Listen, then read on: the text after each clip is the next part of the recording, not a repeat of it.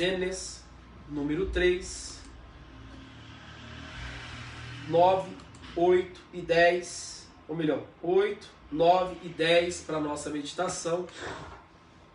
E honra e glória do Senhor. Diz assim, 8. E ouviu a voz do Senhor Deus, que passeava no jardim pela viração do dia, e escondeu-se, e escondeu-se Adão e sua mulher da presença do Senhor Deus, entre as árvores do jardim. Chamou o Senhor Deus a Adão e disse-lhe: onde estás? E ele disse: ouvi a tua voz soar no jardim e temi, porque estava nu e me escondi, ou escondi-me. Amém? Deus procurou Adão e ele se escondeu da presença de Deus. Nós conhecemos a história de Adão e sabemos o quanto Deus investiu neste homem, né? Descendo ele próprio e fazendo este homem, descendo ele próprio e formando este homem do barro. E é interessante porque Adão, ele tinha tudo em que um homem precisava ter. Ele tinha a melhor mulher do mundo. Se a tua esposa, ela é linda, imagine Eva como não era, né? Ela foi feita pelas próprias mãos. Ele tinha os melhores frutos em que um homem poderia ter na face da terra. Por quê? Porque o jardim, ele foi feito pela mão de Deus. Não foi o homem que plantou, não foi o homem que regou, não foi o homem que adubou, foi o próprio Deus que colocou ali aquele jardim. Então eram os melhores frutos. Pode entrar, Gabriel. Eram os melhores frutos que nós já imaginamos, ou melhor, que nós podemos imaginar ter aquele homem. Ele tinha a melhor casa de todas as casas. Ei, sabe a mansão do Cristiano Ronaldo, a mansão do Neymar, a mansão desses homens top das galáxias aí? Não chega aos pés da mansão que Adão tinha. Era a melhor casa do mundo, porque foi feita pela mão de Deus. E Deus tinha um plano para Adão. Deus tinha dado um projeto na mão dele. Deus tinha dado um direcionamento para ele. Eu acredito que Deus, ele conversando com Adão, queridos, ele olhava e dizia: olha, Adão, eu tenho algo muito grande para te dar. Só que primeiro eu preciso que você comece por baixo. Porque tudo que Deus faz, ele começa por baixo, ele começa estruturando. Então a primeira coisa que eu vou te falar, Adão, é o seguinte: você precisa tomar conta desse jardim. Toma conta disso aqui. Organize isso aqui, gerencia isso aqui. Direcione isso aqui para que isso venha prosperar mais e mais. Está aí, está na tua mão. Eu não preciso estar aqui, eu confio totalmente em você. Então, eu vou sair, eu vou voltar para minha casa. No virar do dia nós passamos aqui, nós trocamos uma ideia e você me fala como é que estão as coisas e como é que deixa de estar. Então Deus, ele tinha entregado na mão de Adão um projeto grandioso, e por intermédio desse projeto ele iria crescer muito mais, ele ia expandir muito mais. E é interessante que muitas das vezes, irmãos, nós trocamos pequenos momentos de prazeres por uma vida prazerosa. Adão, ele troca simplesmente o direcionamento que Deus havia lhe dado por uma vida, ou melhor, ele troca o direcionamento que Deus lhe tinha lhe dado por um momento de prazer, por um pequeno momento de prazer, porque ele tira o direcionamento dele, ele tira o foco daquilo que ele tinha que focar e ele vai olhar para aquilo que ele não tinha que olhar. Ele sente o desejo, ele sente o prazer de ter aquilo ali momentâneo. Na nossa vida, muitas das vezes é assim, queridos. Quantos fazemos uma viagem e deixamos de investir, por exemplo, em 1 metro de areia para fazer a fundação da nossa casa? Quantas e quantas pessoas não deixam de investir em um saco de cimento para fazer viagens. Ou seja, ao invés de ele comprar um saco de cimento, ao invés de ele comprar 1 metro de areia, ao invés de ele comprar 1 milheiro de bloco, para ele começar a estruturar a sua casa, ele pega aquela reserva que ele tem e ele vai fazer uma viagem, porque ele prefere viver momentos prazerosos do que edificar uma casa e fazer uma estrutura para que ele tenha uma vida prazerosa mais na frente.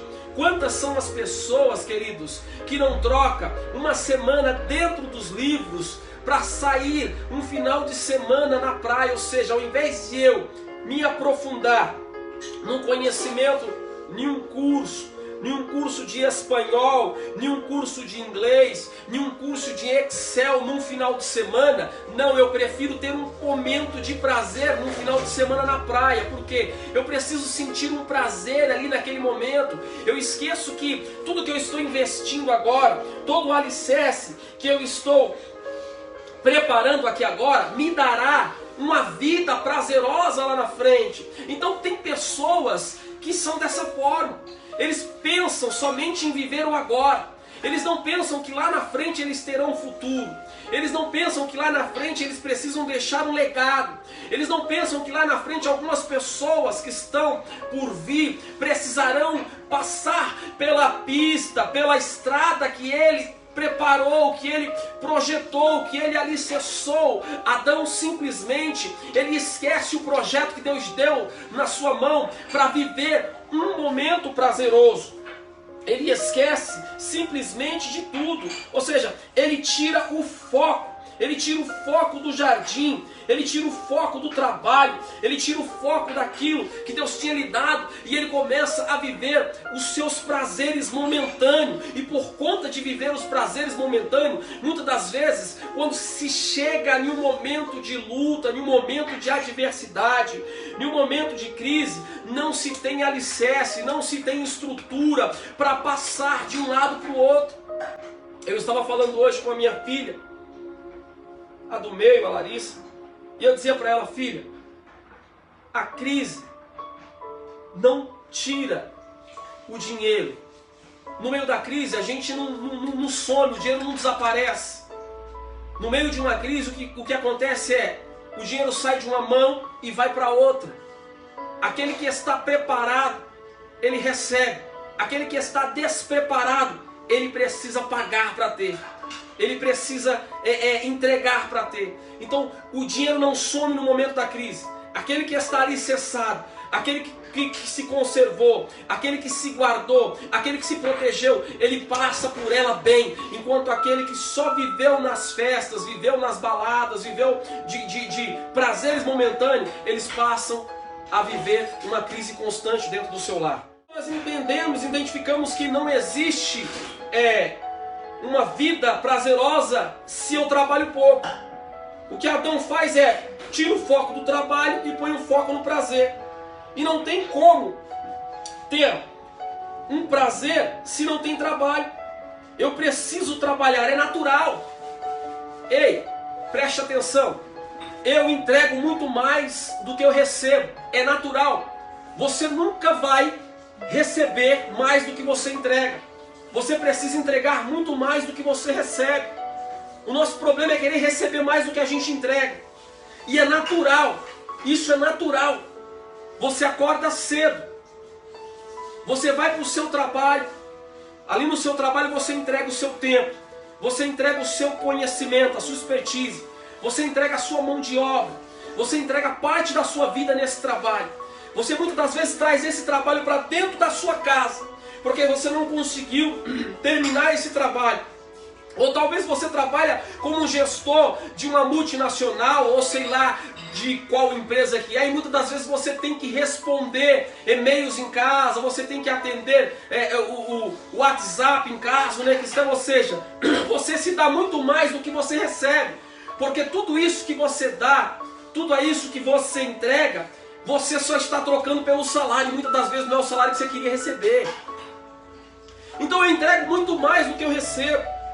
Eu entrego muito mais do que eu recebo. Perceba que isso é ordem de Deus, porque na criação não foi diferente.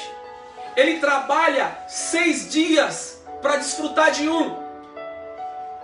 E tudo que Deus fez na criação, ele fez para basear o outro. Ou seja, primeiro ele faz a separação da água e da terra, para depois ele colocar peixe para um lado e os animais para o outro.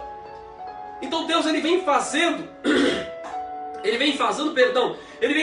tudo em ordem. Ou seja, primeiro eu faço isso porque depois disso eu preciso colocar isso em cima.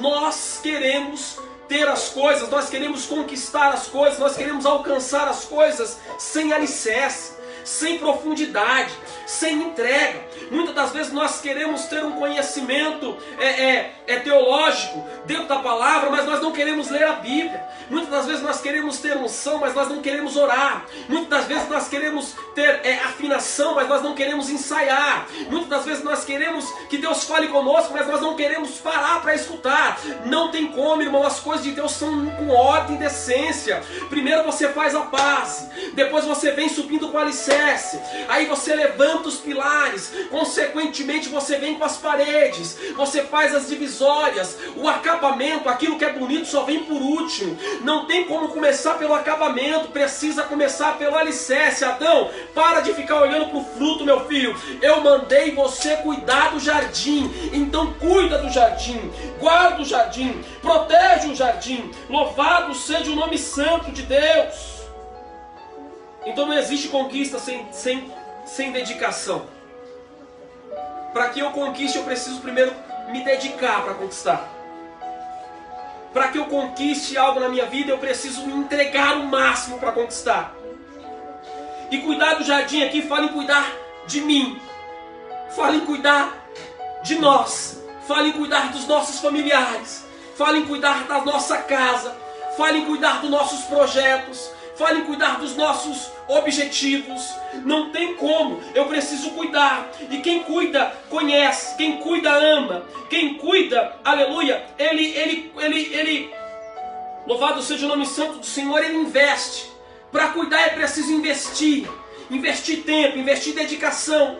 O que Deus queria de Adão era: filho, eu quero que você cuide do jardim, de uma forma que você perceba o que esse jardim precisa. Se ele precisa de água, se ele precisa de ar, se ele precisa de sol, se ele precisa que os animais façam o que tem que fazer. Eu preciso que você olhe o jardim, que você conheça o jardim. Eu preciso que você se envolva com o jardim. Por que, Deus? Porque mais na frente eu vou te entregar algo muito maior do que o jardim. Mas se você não consegue cuidar do jardim, como que eu vou te entregar algo maior? Ei, tem gente que quer ter algo maior, mas ele quer ter algo maior sem primeiro passar na base de cuidar do jardim.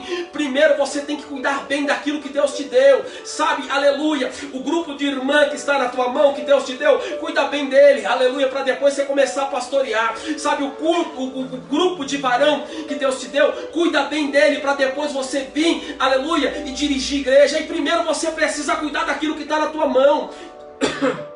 Tem gente, irmãos, que quer ter coisas antes de passar por situações. Ou seja, não tem como eu chegar de um lado para o outro sem que eu comece a caminhar. Para que eu, pastor Eduardo, passe a dirigir uma congregação, primeiro eu preciso cuidar bem dos jovens, porque eu sou, aleluia, louvado seja o nome santo do Senhor, dirigente ali daqueles jovens, juntamente com a Daina. Eu preciso melhorar, eu preciso cuidar bem deles para que Deus me dê outra coisa. Deus nunca vai te dar outra coisa se você está fazendo uma meia boca daquilo que Ele te deu. Entenda isso, anota isso aí. Para que você passe de uma fase para outra, você precisa cuidar bem daquilo que Deus te deu. E tem gente que quer passar de supervisor para gerente numa empresa, só que ele é um supervisor meia boca, e um supervisor meia boca nunca irá preparar alguém para assumi-lo, porque nem ele domina a situação. Lembra que eu falei? Cuida do jardim. Cuidar é conhecer. O que Deus está dizendo é: conhece o que você tem, domina o que você tem, aleluia, para que você consiga então trazer, aleluia, para dentro de você o teu conhecimento, explodir para fora ao ponto de eu falar: pronto, aqui você já dominou, já preparou pessoas, pula para o outro lado. Só que o problema é que nós gastamos mais energia reclamando do que cuidando. Gastamos mais energia reclamando do que investindo. reclamamos mais, gastamos mais energia justificando as nossas falhas e os nossos erros do que fazendo o que Deus nos mandou fazer. Quantas e quantas vezes nós não olhamos para as nossas vidas e começamos a justificar os nossos erros, olhando para a vida do nosso irmão e dizendo, ele conseguiu, mas tem isso, eu não consegui por conta daquilo. Aí deixa eu te falar uma coisa, o fato de eu reclamar ou deixar de reclamar não vai me tirar do lugar da onde eu estou. Não adianta eu ficar parado reclamando, porque eu não vou sair do lugar. O que Deus quer da minha e da tua vida é uma atitude. Não adianta eu observar algo, perceber que algo precisa ser mudado e só ficar reclamando. A igreja lá é assim, os irmãos é assim, o louvor é assim, a palavra é assim. Não adianta, não vai sair do lugar, vai reclamar e vai continuar no mesmo lugar. O que eu preciso é ter atitude, pastor, investir. Além de eu não fazer aquilo que Deus me mandou fazer, eu ainda começo a minimizar os irmãos ou as pessoas que conquistaram. Você viu fulano? Foi promovido. Mas também, né, meu? O cara não faltava na empresa. O cara era o primeiro a chegar. O cara era o linha de frente ali de toda a situação. Aí até eu. Você viu lá o irmão? O pastor colocou ele para dirigir o culto. Mas também o cara não falta um culto. Não pode ver faltar uma água no púlpito lá, que ele vai levar água para o púlpito do pastor. Até eu. Essa é a diferença.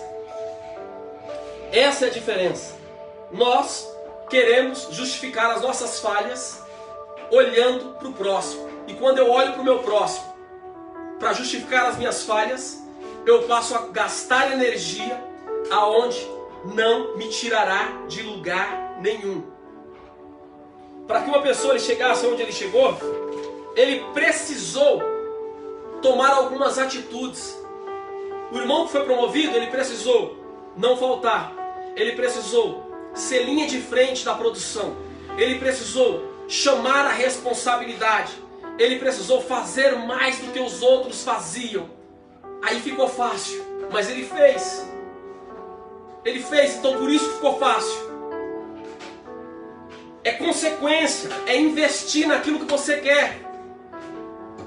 Não tem como eu sair do térreo e chegar no 18º andar de um prédio, de um condomínio, sem que eu entre no elevador e aperte o botão. Quando eu entro no elevador e aperto o botão, o elevador sai do lugar. Só que preste bem atenção, haverá pessoas que quando você estiver no 18º andar, lá em cima, eles vão dizer, mas também ele entrou no elevador e apertou o botão. Essa é a diferença. É a pessoa ter coragem de entrar no elevador e apertar o botão ao invés de ficar olhando para a vida do outro. Alguém vai dizer, a pessoa só chegou porque era inteligente. Só que isso de inteligência não existe, irmãos. Na verdade, a inteligência, aleluia, ela é um dom. Existem pessoas que são inteligentes, você vê que é um dom. Está no DNA da pessoa. Só que isso não quer dizer nada, porque quando você olha para a sua vida, você vai perceber que existiram pessoas muito mais inteligentes que você dentro da escola. Na minha sala tinham pessoas muito mais inteligentes do que eu. Só que isso não quer dizer que eles estão mais à frente do que eu. Há áreas na minha vida que eu consegui conquistar e prosperar muito mais do que pessoas que lá atrás eu olhava e dizia, poxa, esse cara é um inteligente nato. Então a inteligência ele está no DNA, não tem jeito. Inteligência é DNA. Agora eu só tenho uma opção, perseverar. Eu preciso ter vontade, eu preciso acreditar, eu preciso me lançar, eu preciso me aprofundar. Não adianta ser inteligência e não ter coragem, e não adianta não ter a inteligência e não se aprofundar. Existirão pessoas que não serão tão inteligentes como eu e como você, mas que chegarão muito mais longe do que eu e que você. Por quê, pastor? Porque teve coragem de se lançar, teve coragem de buscar, teve coragem de investir, teve coragem, louvado seja o nome santo do Senhor, e acreditou naquilo que Deus deu na sua mão. Ei, tá vendo esse jardim? Ele não é nada, mas cuida dele, investe nele, busca conhecer a ele, busca, aleluia, se aprofundar nele. Por quê? Porque chegará o momento que esse jardim não será aqui na terra, ele será lá no céu. E haverá pessoas que vão olhar e vão dizer: mas como pode? Ele estava aqui no jardim comigo e agora está lá em cima. É porque ele resolveu entrar no elevador e apertar o botão. É porque ele resolveu entrar na escada e subir. É porque ele resolveu parar de ficar reclamando, olhando para a vida dos irmãos, olhando para a vida dos amigos, olhando para a vida das pessoas, e acreditou no seu chamado, acreditou no seu sonho, acreditou nos seus projetos. Eu não sei se você está entendendo, mas Deus me trouxe aqui nessa noite para despertar e dizer: ei, eu tenho coisas grandes para você, mas para de ficar olhando para onde não tá, para onde não deve olhar, e olha para onde eu mandei você olhar. Algumas pessoas vão te dizer: sabe o que? Quando você entrar no elevador e apertar o botão e subir, é sorte. Mas a sorte não existe. Não existe sorte. Aprenda uma coisa: não existe sorte. A pessoa que diz que foi sorte, ele não conhece o poder que ela mesma tem. Quer ver só? Imagine se a sorte bate na minha porta e diz que eu fui convidado para jogar na seleção de futebol americano. Olha só, vou lá para os Estados Unidos jogar na seleção de futebol americano porque a sorte bateu na minha casa. Só que eu nunca nem peguei numa bola de futebol americano. Ou seja, o que era sorte vai virar maldição, porque vai ser a pior vergonha da minha vida. Como que eu posso dizer que é sorte uma coisa que chegou até mim e eu não tenho preparo? Não existe sorte, existe preparação. Uma vez que você está preparado, as oportunidades vêm e você abraça. E a preparação é onde? É no jardim, onde Deus te colocou. Ali você está sendo preparado sem perceber. Talvez você olhe e diz: mas ninguém está me olhando, ninguém está me vendo, eu estou fazendo uma live para 10 pessoas, não tem ninguém. Eu queria que tivesse 10.000 pessoas, aleluia. Deus está te preparando. Cuida do jardim, se aprofunda no jardim, faz bem aquilo que Ele te entregou para fazer no jardim. Haverá um momento que em vez de 10 pessoas, terá aqui 10.000 pessoas, e alguém vai olhar e vai dizer: é sorte. Sorte nada. Nós estávamos nos preparando no jardim sozinho, aleluia, e acreditando que Deus nos colocou para nós entregarmos o melhor.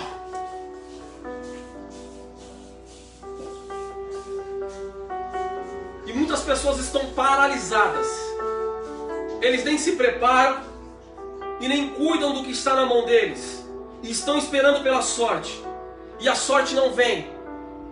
E quando aparecem algumas situações, o medo paralisa eles. E o medo é algo que muitos de nós colocamos como empecilho para a gente alcançar os nossos objetivos. Só que isso é a pior mentira que a sua mente te fala. Ei, isso é a pior mentira que a tua mente, ela passa para você, dizendo que o medo te paralisou, que o medo te bloqueou, que o medo te parou. O medo é igual para todo mundo. Não existe diferença entre A e C. O medo é igual para todo mundo. E eu te provo isso. Entra dentro de um avião e sobe o mais alto que você puder. E lá, desliga os motores do avião. Coloca lá classe alta, classe média, classe baixa, coloca lá preto, coloca lá branco, coloca lá inteligentes, intelectuais, coloca lá pessoas que não são intelectuais, coloca lá pessoas cristãs, pessoas não cristãs, coloca lá quem você quiser dentro desse avião. Quando o piloto disser: olha, o avião parou, quebrou, nós vamos cair, todo mundo vai ter o mesmo sentimento, medo de morrer.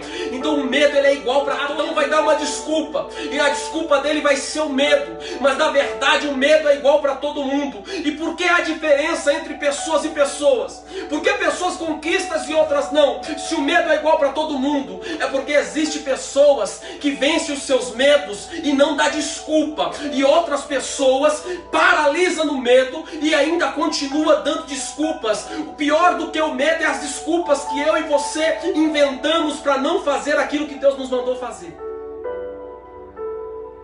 Não é o medo que paralisa, é as desculpas.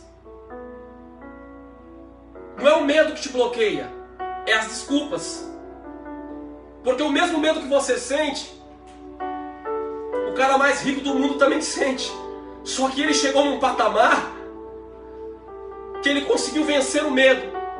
E você continua lá embaixo, dando desculpa, dizendo que é o medo, dizendo que é a sociedade, dizendo que é a política, dizendo que é a crise, dizendo que é o coronavírus, dizendo que é a igreja, dizendo que é o mundo. O segredo é vencer o medo e parar de dar desculpa. O segredo é vencer o medo e parar de inventar desculpa. Está na hora de nós começarmos a nos levantar. Está na hora de nós nos levantarmos, parar de dar desculpa, se levantar.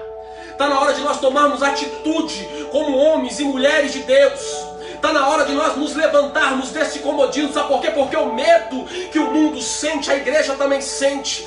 E é louvado seja o nome santo do Senhor. O que difere um para o outro é que um tem coragem de se lançar, um tem coragem de investir, um tem coragem de buscar e o outro fica paralisado no medo. Nesta noite eu vim te dizer, deixa essas desculpas de lado e começa a agir, começa a entregar aquilo que Deus te deu, começa a fazer, louvado, engrandecido seja o nome santo, aquilo que Deus deu na tua mão. Ele te deu um jardim, meu filho, e esse jardim tem frutos para dar e vender, tem animais para dar e vender, tem prosperidade para dar e vender, mas você está paralisado, não é nos seus medos, é na sua desculpa, porque medo todo mundo tem, louvado e engrandecido seja o nome santo do Senhor. A diferença é, eu parei de dar desculpas, eu vou fazer, eu parei de dar desculpas, eu vou investir, eu parei de dar desculpas, eu vou me entregar. O erro de Adão foi dar desculpas.